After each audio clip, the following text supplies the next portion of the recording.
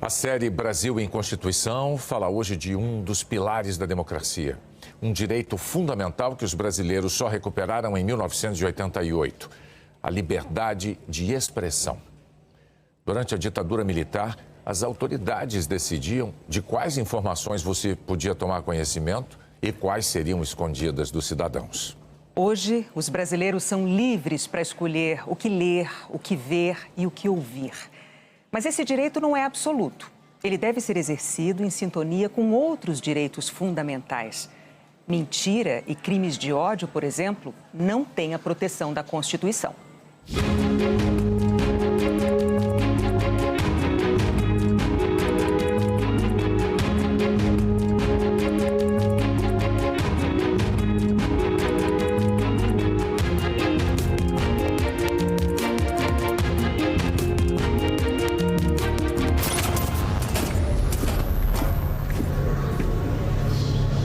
Todos os dias você aperta um botão e o Brasil aparece na sua tela.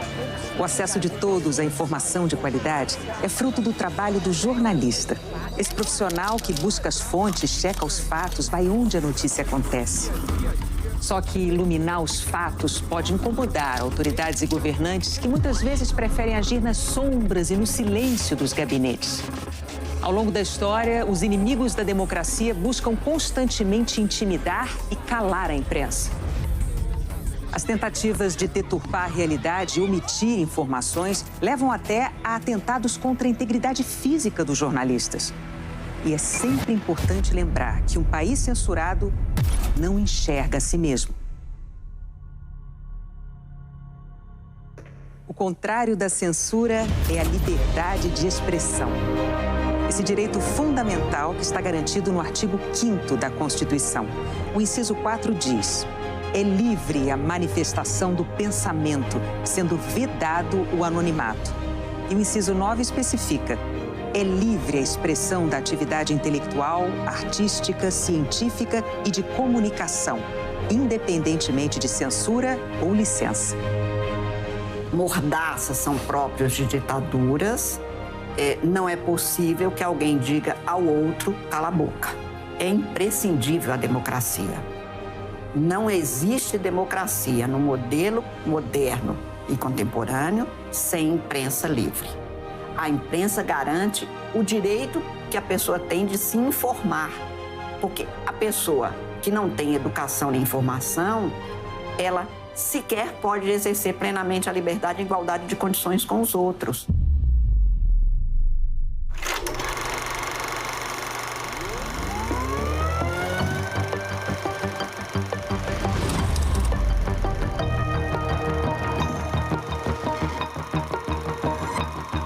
Imagens que não envelheceram.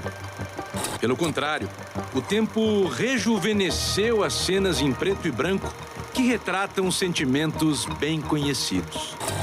O alívio da vacina, a alegria bem maior que a dorzinha no braço. O orgulho estampado no rosto, ganhando de goleada da careta do ai-ai-ai.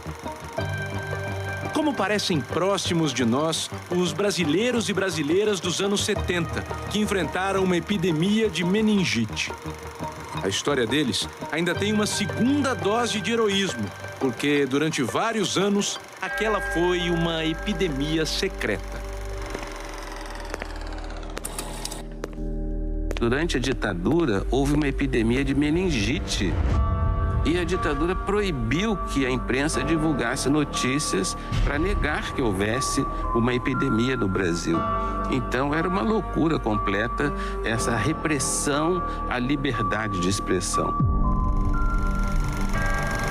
Eles conseguiram deter a divulgação desses dados. Eles não queriam que a população se alarmasse com a epidemia. E essa ideia de não querer que a população se alarme significa também deixá-la completamente despreparada para combater algo que ameaça. Durante 3 anos, de 1971 a 74, as autoridades negaram a existência da epidemia, tentando esconder os fatos que corriam de boca em boca. O vai-vem das ambulâncias, a multidão na porta do hospital. E lá dentro, uma situação muito pior. Emílio Ribas tinha 1.200 pacientes, lá não tem 1.200 leitos. Tinha 500 leitos. Então tinha gente no chão, tinha gente que estava segurando seu próprio soro, né? Internei criança numa pia, criança pequena cabe numa pia. Né? Uma situação dramática. O doutor Jacir Pasternak viu a meningite muito de perto. Era infectologista em São Paulo, o centro da epidemia. Trabalhava no Hospital Emílio Ribas, a referência no tratamento. O jovem médico receitava antibióticos, mas o que angustiava era a falta de um outro remédio fundamental naquele momento: informação. A falta de divulgação foi ruim, matou muita gente, com certeza, por falta de, não só de divulgação, como de organização. O importante não é preservar a vida das pessoas, o importante era preservar o regime e não, aspas, gerar pânico. Em 1974, a epidemia explodiu. Só em São Paulo foram quase 18 mil casos. Muitos nem tinham tempo de chegar ao hospital. A meningite meningocócica tem várias formas, uma das quais é uma doença muito grave, muito aguda, que pode matar em 4 horas. Naquela época, os ministros não falavam com o jornalista como hoje, né? Mas, sei lá, por que cargas d'água, eu falava bem com o ministro da Saúde do governo Geisel. Ele foi de 74 a 79, que era o Dr. Paulo Almeida Machado. Aí eu fui lá e gravei a entrevista com ele. O que ele dizia é: há uma epidemia de meningite. Foi a primeira vez que uma autoridade reconheceu que havia uma epidemia, né? E era a autoridade da saúde. Pronto. Mesmo com anos de atraso, parecia que dessa vez a população brasileira ia saber a verdade sobre a meningite. Só que, incrivelmente, ainda era preciso vencer a melhor amiga da doença, a censura.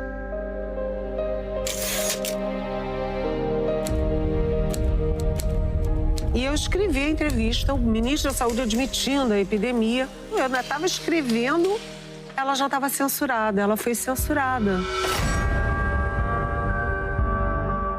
O censor não estava censurando só a Eliane Cantanhede, que era uma garota, a revista Veja, e nem mesmo a imprensa. Ele estava censurando o ministro da Saúde.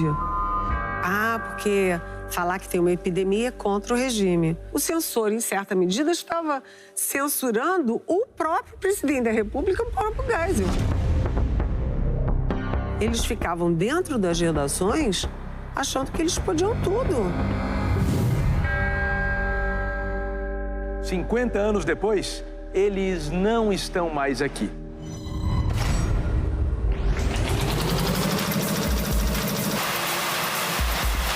Sob a proteção da Constituição de 88, nenhuma autoridade decide com antecedência o que você tem ou não tem direito a ler, ouvir e assistir. O parágrafo 2º do artigo 220 diz que é vedada toda e qualquer censura de natureza política, ideológica e artística.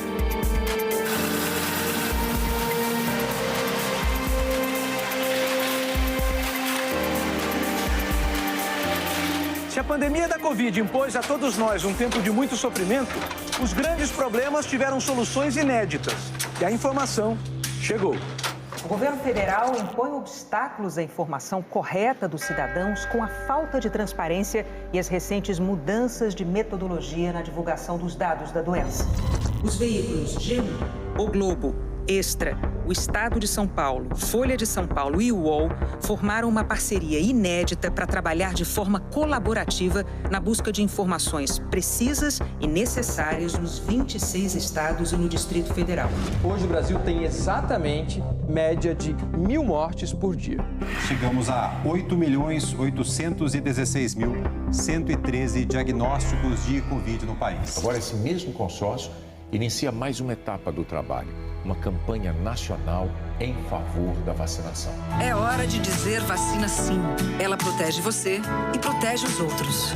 Vacina sim. Uma campanha para todos.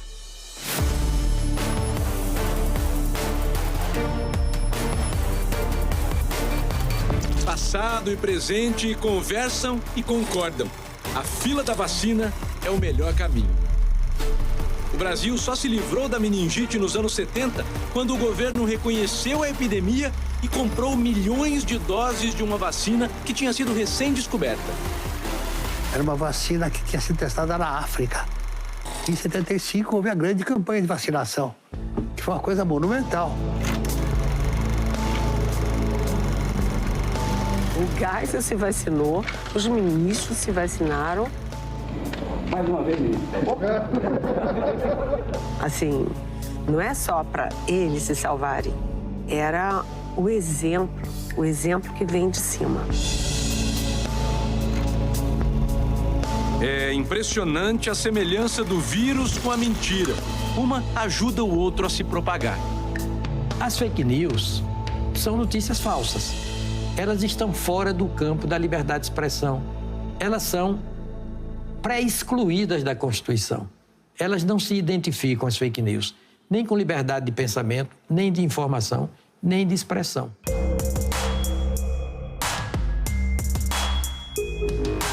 A pessoa que cria aquela informação, ela está buscando o maior alcance possível, ou seja, a pessoa 1 passa não só para a pessoa 2, passe para a pessoa 3, 4, 5, 6 e cada uma delas vai estar disseminando notícia falsa. É exatamente o comportamento do vírus, né? Tem 7 milhões de visualizações, né? Tá circulando bastante, então. Quando a gente teve essa necessidade de criar as agências de checagem. A missão do Fato Fake é estabelecer para as pessoas o limite do que é mentira e do que não é. Estão chegando aqui no Brasil.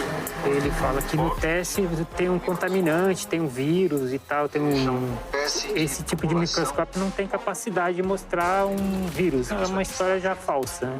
Com esse daqui a gente já consegue cravar que é fake. Já. Ninguém imagina que Vladimir Putin tenha aprendido a falar português de uma hora para outra sem sotaque nenhum. Algumas mensagens, evidentemente, não são verdadeiras. O problema é que nem todos usam esses recursos só para explicar os avanços da tecnologia, como estamos fazendo aqui. Diariamente, muito material é produzido e espalhado com a intenção específica de confundir. Uma democracia precisa de informação de qualidade, feita por uma imprensa livre e independente.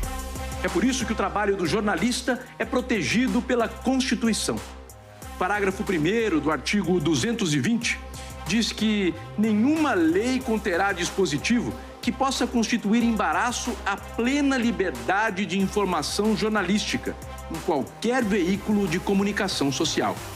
E isso não está escrito em russo.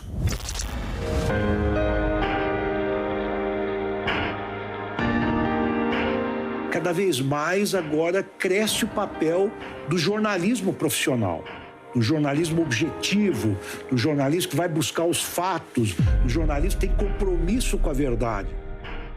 A liberdade de expressão, que é a liberdade de imprensa, a liberdade de criação artística, a liberdade que todo mundo tem de emitir a sua própria opinião, onde o passado condena, nós temos que ter muita preocupação em proteger a liberdade de expressão.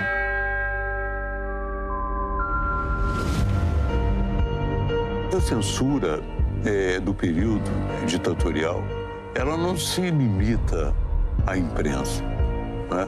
Era uma censura que se estendia muito à produção cultural. A censura tinha proibido os versos de Cálice. Cálice, cálice, Pai, afasta de mim esse cálice. O som desaparece. Meu som! Alô? Alô, alô, alô. A televisão também não escapou dos censores.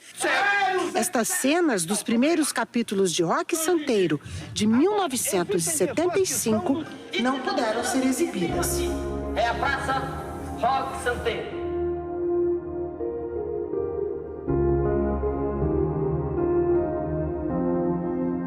A Constituição de 88 surge contra um cenário pretérito em que nós não tínhamos liberdade de escolher os livros que íamos ler, os filmes que íamos assistir, não tínhamos nem a liberdade de escolher as músicas que queríamos ouvir. quando conquistamos a liberdade de expressão, estávamos todos muito felizes e em paz. Mas a liberdade de expressão não pode ser um pretexto para você destruir a democracia. A tecnologia vai mudando, mas os princípios fixados em 1988 não envelhecem.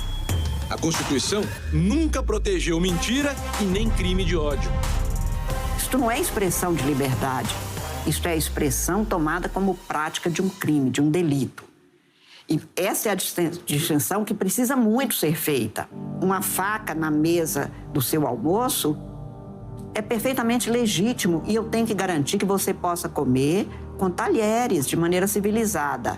Se você usar essa faca para atingir a garganta de outra pessoa, ferindo ou até matando, esta faca é um instrumento de crime. Qual a novidade? Tudo que não se imagina é que um instrumento tão transformador e revolucionário como a internet se converta num artefato que venha a liquidar com as democracias ocidentais. A nossa Constituição democrática já trouxe com ela a vacina da democracia. A liberdade de imprensa é a base da democracia. Sem imprensa livre não há democracia. É simples assim, é uma importância visceral. Graças à Constituição, o Brasil é um país livre para se olhar no espelho todos os dias.